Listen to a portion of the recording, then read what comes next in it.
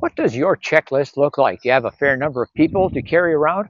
Quite a lot of stuff? Do you want an SUV that doesn't look like everything else on the road today? And do you hate the high price of gas?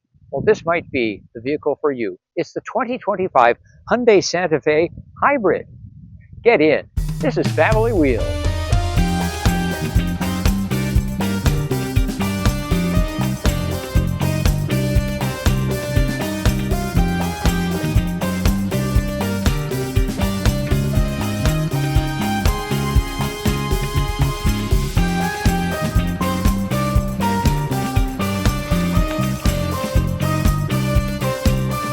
There's been a change of late in the Hyundai and Kia family, and that is toward more boxy styling.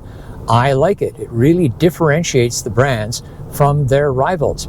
And in the case of the Santa Fe, makes it appear to be higher priced, if you will, sort of a classier look. Also makes it look bigger than it really is. In Canada, there's just one trim of the Santa Fe Hybrid.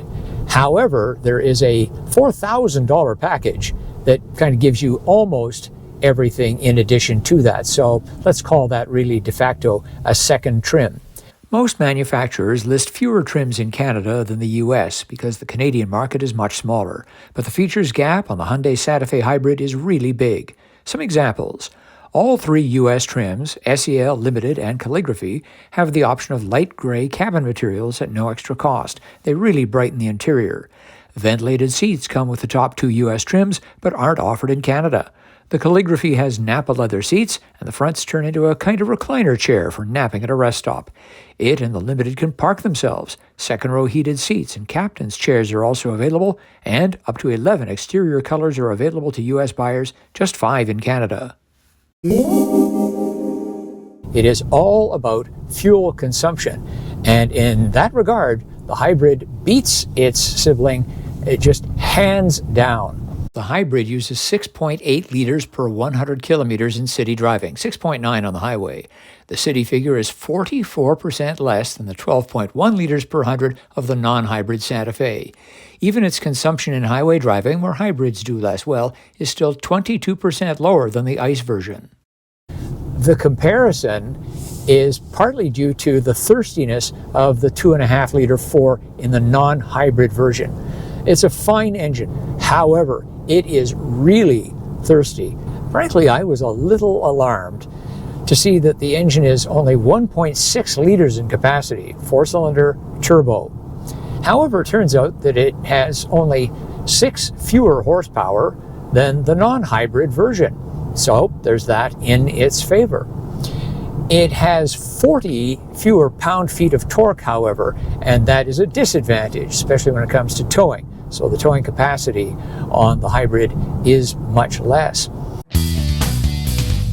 There are 3 rows of seats, and yes, the third row here does have an air conditioning control and a couple of USB outlets, but it's mighty cramped back there unless the second row moves forward. If you want something larger, you can move one step higher to the Hyundai Palisade.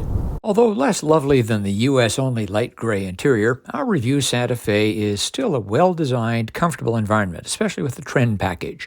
But all versions have lots of screen space, and although most of its HVAC controls are touch-activated, they're logical and not a distraction from driving, and the paddles control regeneration. There's space for 2 phones on the console, one with a charging pad, plus a purse bin underneath. A clever design that's easy to overlook is the 2 glove compartments, plus an open shelf between them.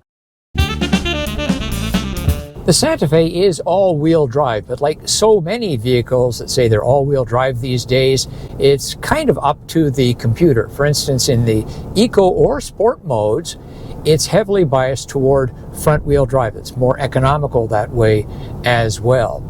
However, if you switch into the Terrain submenus, you can select snow, mud, or sand. Change to mud or sand, and you actually do get 50-50 at least from when you pull away, hit the throttle, you get up to speed, you still get a little more rear torque than on the other modes. So I'm going to check the handling on the Santa Fe twice through the same right, left, right section. First of all, with the mostly front-wheel drive setting. as I pulled out of the last turn and gave it some throttle, it started to understeer more noticeably. Not alarmingly, but definitely nose heavy at that point. Now let's go back through those same curves in sand mode, which gives us 50-50 front and rear wheel drive. You know, right away it feels more sure-footed.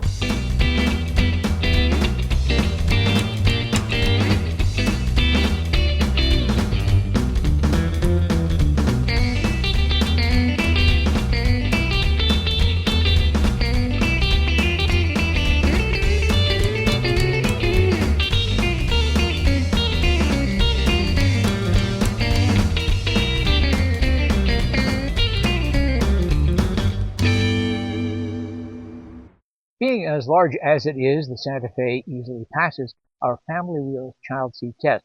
Behind me, the kind that takes up the most room, rear facing. Up front, I've got a decent amount of room between my knees and the glove box door. Now, there's a lot of adjustability involved here because the second row of seats can slide back and forth.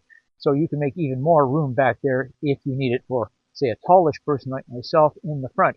Of course, the farther back you slide that second row of seats, the less room there is in the third row. Right now, there's just enough room behind the child seat in the third row for a child.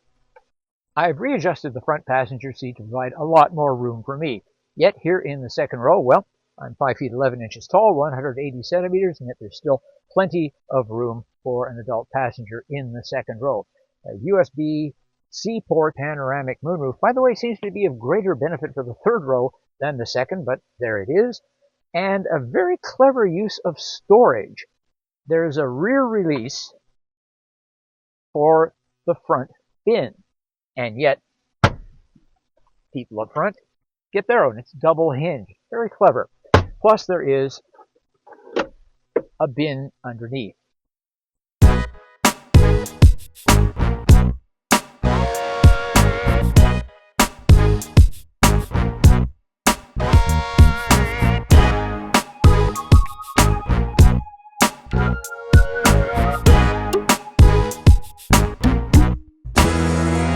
I'm impressed with the Hyundai Santa Fe's looks, its fuel economy, and a lot more. But what do you think? Leave a comment. As always, thanks for watching, thanks for liking, and thanks for subscribing. I'm Richard Detman, and I'll see you next time on Family Wheels.